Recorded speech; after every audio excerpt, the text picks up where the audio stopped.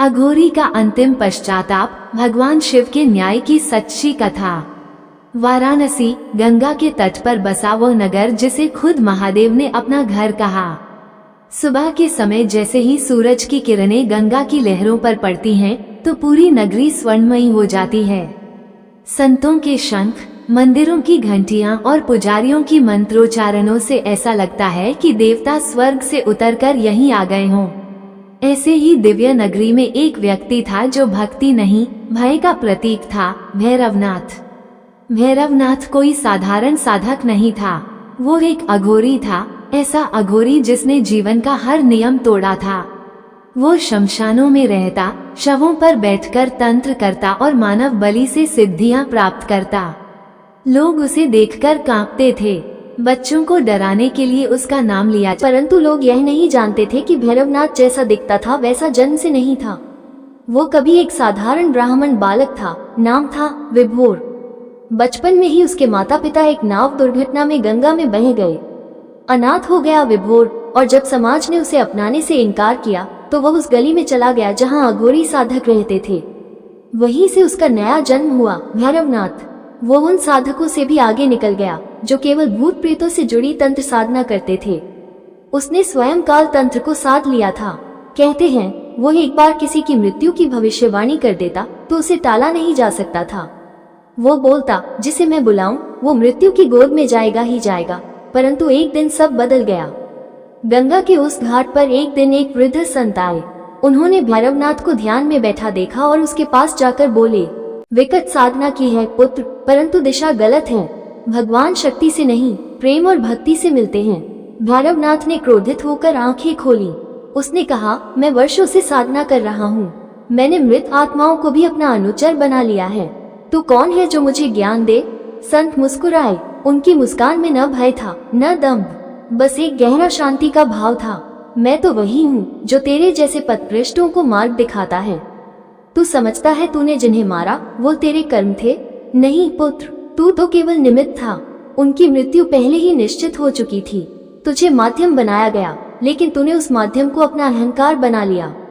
अब तेरे कर्मों का फल तुझे भोगना ही होगा। भैरवनाथ ने उनकी बात को हंसी में उड़ाते हुए कहा, जिन्हें मैंने मारा वो मेरे मार्ग में थे। उनका अंत मेरी साधना के लिए आवश्यक था और मुझे कोई नहीं छू सकता। लेकिन उसी दिन से वो बदलाव शुरू हुआ जिसे कोई रोक नहीं सका। पहले मंत्र कमजोर पड़ने लगे, फिर रात्रि में आत्माएं उसके नियंत्रण से बाहर होने लगी। नींद में भयानक दृश्य दिखने लगे, जलते हुए शव, रोती हुई आत्माएं और निर्दोषों की चीखें। उसकी साधना टूटने लगी। एक रात वह तप में बैठा था, तभी एक दिव्य तेज प्रकट हुआ और उसमें से भगवान शिव प्रकट हुए। त्रिशूल उनके हाथ में था और गले में सर्प। भैरवनाथ, भगवान बोले, तेरे कुकर्मों का घड़ा भर चुका है। जिनका तूने संहार किया वे सब अब तुझसे न्याय चाहते हैं। भैरवनाथ कांप उठा। उसने कहा, प्रभु, मैंने सब कुछ आपकी शक्ति को पाने के लिए किया। कृपा करें, कोई मार्ग दिखाएं। शिव बोले, अब भी समय है। तू नेक कर्म कर, सेवा कर और मेरा नाम ले। शायद इससे तू पूरी तरह मुक्त ना हो पाए, लेकिन हानि कम हो सकती है। भोर हुई। भैरवनाथ उठा तो वो पहले जैसा नहीं था। उसने अपने सारे तंत्र साधनों को अग्नि में समर्पित कर दिया। उसने पहली बार जीवन में किसी भूखे को अन्न दिया, किसी बीमार को सहारा दिया।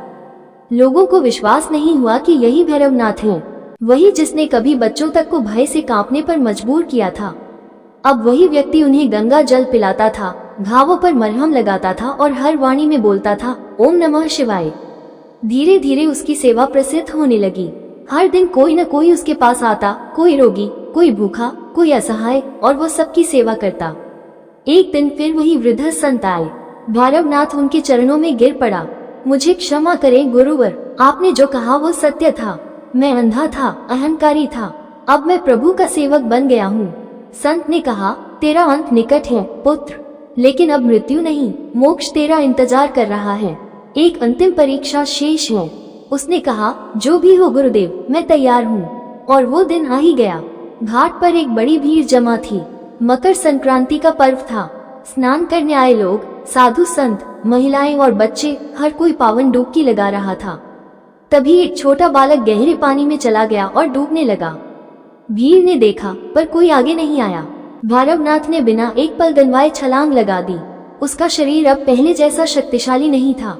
वर्षों की तपस्या, सेवा और पश्चाताप ने उसे कमजोर कर दिया था, लेकिन हृदय में श्रद्धा थी, सेवा भाव था। उसने बालक को खींचते हुए किनारे तक पहुंचाया, लेकिन खुद बेहोश हो गया।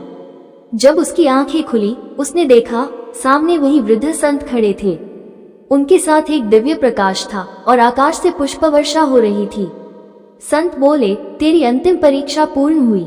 अब तू केवल मृत्यु नहीं, मुक्ति का अधिकारी है। भैरवनाथ की आंखों से अश्रु बहने लगे।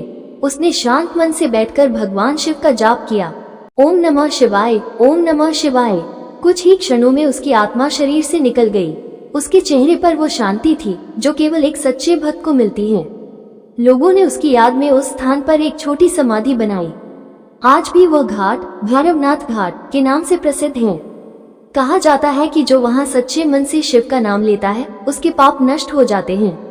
ये कहानी हमें यही सिखाती है कि चाहे हमारा अतीत कितना भी काला क्यों ना हो, ईश्वर के द्वार हमेशा खुले रहते हैं।